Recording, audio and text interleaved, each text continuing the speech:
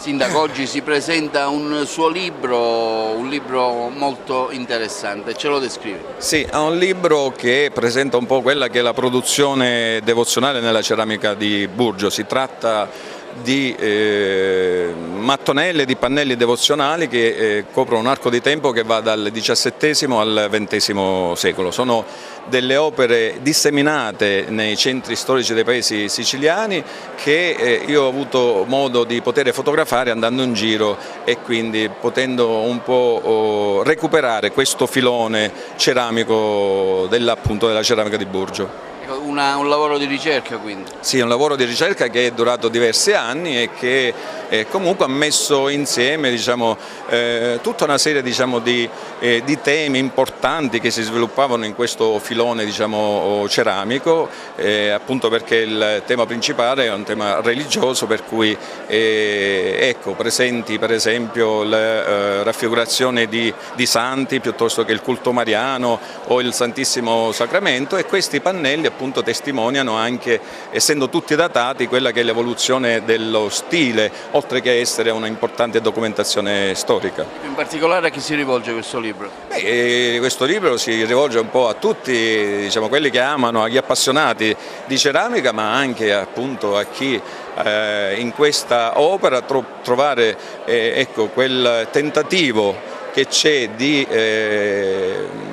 realizzare un piccolo esempio di quello che è il valore della sicilianità, che consiste appunto nell'unire quelle che sono le proprie radici culturali con quello che è l'amore e la passione per le cose della propria terra. Un momento importante è la presentazione di questo libro che ricalca un po' la ricerca che l'autore, il sindaco di Burgio Ferrandelli, ha fatto nel settore della ceramica. Sì, non è nuovo il sindaco, io ho visto anche dalla bibliografia che questa è la sua ultima fatica.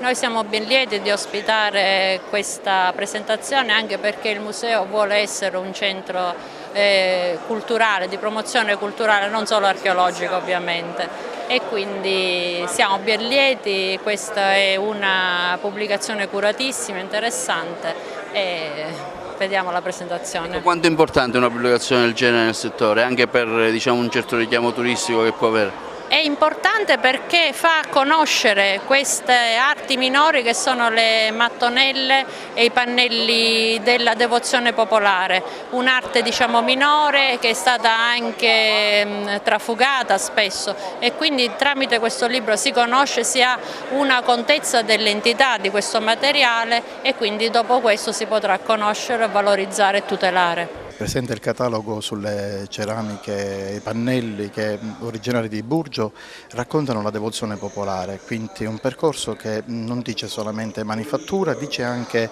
un percorso che ha a che fare con la fede popolare, che dice una forma di cattolicesimo proprio popolare.